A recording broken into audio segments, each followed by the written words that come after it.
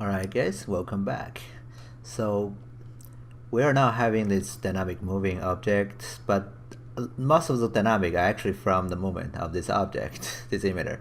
But velocity wise it's actually pretty simple. As you can already see, those guys are rounded on the edge, right? There's not a lot of things happening. They're just drifting around, and that's all. So here, back to the emitter here, I'm gonna go to the fluid source, and underneath the the velocity volume, we can go actually create a core noise on it by just check on that. It's probably better to now turn on the visualize. As you can see, with the noise, without the noise, the velocity looking like this. Let me go ahead and turn off the density visualization here, and also space Y to turn off display other objects. Alright, in the viewport, so I'm gonna go back to the velocity volume and the core noise. As you can see, it's very flat.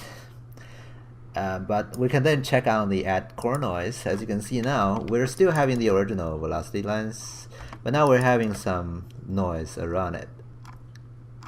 And here what I can change is the turbulence to have more turbulence, and the swirl size to change how big the swirling is, and also the grain to control how much smaller detail or dramatic change in the middle between inside of the turbulence. The pulse length basically determines like the movement, the time or the speed of this noise. Higher value will result in slower movement, so if you wanted to have slower movement, just drag that up. Right. Anyway, you can tweak these guys. I'm just gonna have a little bit of turbulence, a little bit of grain, maybe not that much, just to have enough to pull the particles around, the smoke around. Okay. Alright. While we're here, we can also go back, turn off the visualize of the velocity, go back to the scalar volume here.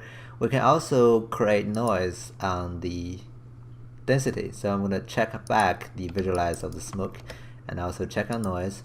As you can already see that the volume changes a little bit. And you can go down here to the noise settings and change the sharpness, the turbulence, and also the grainy to really give the emitter a little bit variations on the density. Alright, cool. You can tweak those things to whatever you want it to be. I think I'm okay with this. Maybe just a little bit more sharpness. Alright, cool. Now back to the smoke, and let's take a look. So now I should be able to see a more dynamic change. As you can see, right, it's going a little bit more crazy now.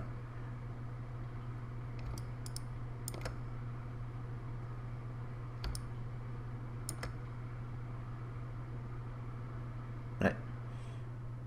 So it's a really dynamic moving smoke now with that core noise field that is disturbing these guys. Alright, so that's one of the ways we can enhance how the smoke looks like. Okay, now one of the things you're probably noticing is that it's not that detailed. Now the reason being for that is because we're using a low resolution volume, or low resolution voxel actually, voxel field. So the setting for that will be underneath the smoke object, and the division size will be the one determining that. The lower the division size is, the smaller the voxel will be. So if you change that to 0.1, we'll have more voxel because they're smaller. So to fill in the same space, you need more voxel, right? So this way, we're basically simulating a little bit with a little bit more detail, actually twice as much detail as before.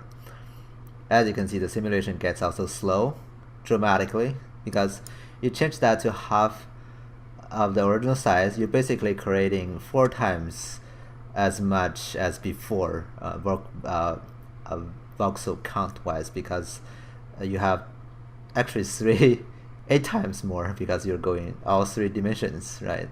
So it's exponentially going up if you just slow, or if you just make it even a little bit smaller. So just be aware of this value actually will dramatically change the simulation time.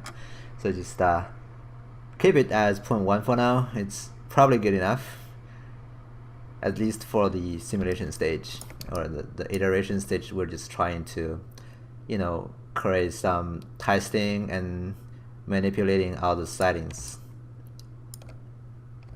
Okay, let me turn off the grid so we can maybe see better.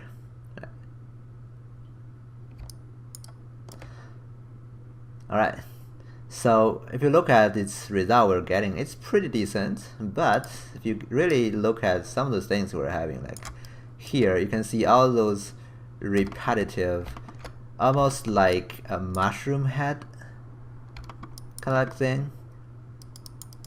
Now the reason we're getting that is not because it's not simulating in a realistic kind of way. It is actually simulated in a realistic kind of way, but because the environment here is empty, right? We don't have any air, we don't have any turbulence happening here in the real environment, so it's going to be perfect, and that's what's happening in perfect environment. Now we don't see this because the in real world scenarios, things are messy, so there are a lot of turbulence in the air, there could be wind, there could be different particles flowing in the air, right? So we have to somehow fake that effect here too. Okay, so one of the things I can add before I finish this tutorial is we can actually add a drag to mimic the air resistance. So I'm going to create a drag force and put it in the middle here, and that's going to allow the dragging happening so that it's preventing them from moving too far away, slowing these guys down, and the result will be making them a little bit more stable when they're moving around. So that's one of the things that's happening in real world. So go ahead and drop down a drag here too to really make it just a little bit better. Okay, alright, that's gonna be it for this tutorial. We just add a little bit more interesting things in the velocity field and things like that, right? So we're gonna go ahead and do more turbulence in the next tutorial. Okay, see you next time.